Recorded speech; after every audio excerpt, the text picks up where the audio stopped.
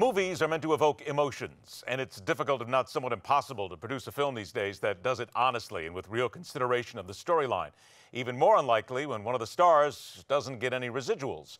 The film Max opens in theaters June 26th, dealing with the emotional impact of war, how it tears into a family at so many levels, and what happens when a soldier comes home. In this case, a dog who helped Marines in Afghanistan, only to suffer a traumatic experience that ripples across his handler's family back home. Let's welcome a man who helped bring this story to the big screen. Screenwriter Sheldon Lettich joins us today. Sheldon, thanks so much for being here. Thank you very much, Ed. And you should do a commercial for the film with that spiel that you just gave. I am ready anytime. If it means to do it for a dog film, my friend, I will do it, and I will even go ahead and waive the SAG fee on that one. That'll be my offer for that. Hey, you know, looking at this film and what little I've seen, and I have seen the trailer, I'm dying to see the film.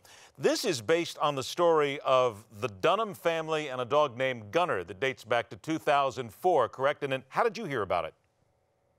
I never heard of the Gunner family.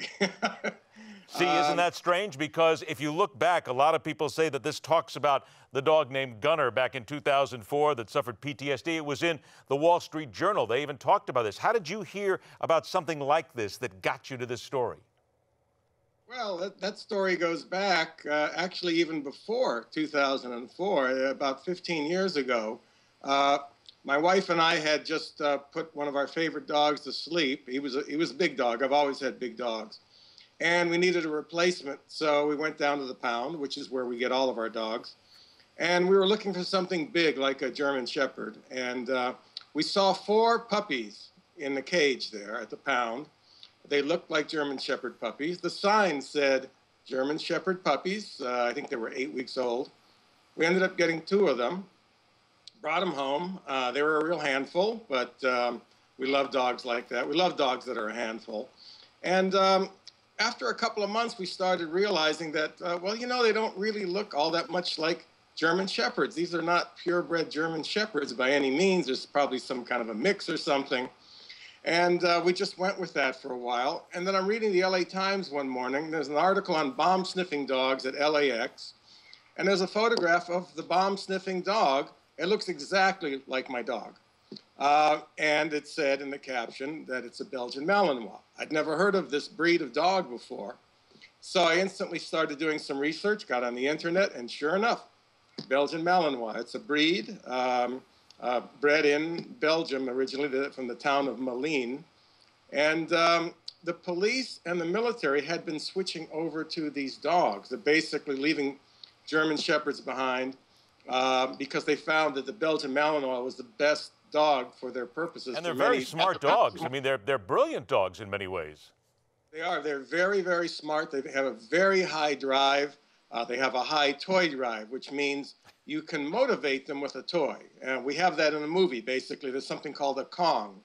And if that dog wants that toy, you can get that dog to do anything. It will go for the toy over food, which makes them really handy for police and the military, because if there's some terrorists lurking in the bushes offering them a steak, they don't want the steak. They want to get the terrorist, because that's their mission. That's their goal. Get this guy, and you're going to get rewarded with a Kong when you do. So it's interesting, too, when you look at the dog itself and the Belgian Malinois and Max and what the story is about in so many ways. Intelligent dogs, they are used so often in the military here, and I think the key I want to make sure we get through here is there's a lot of dogs who suffer PTSD, and that's a lot of what this movie is about, how this dog comes home and actually suffers from this and has to recover. We never think about that.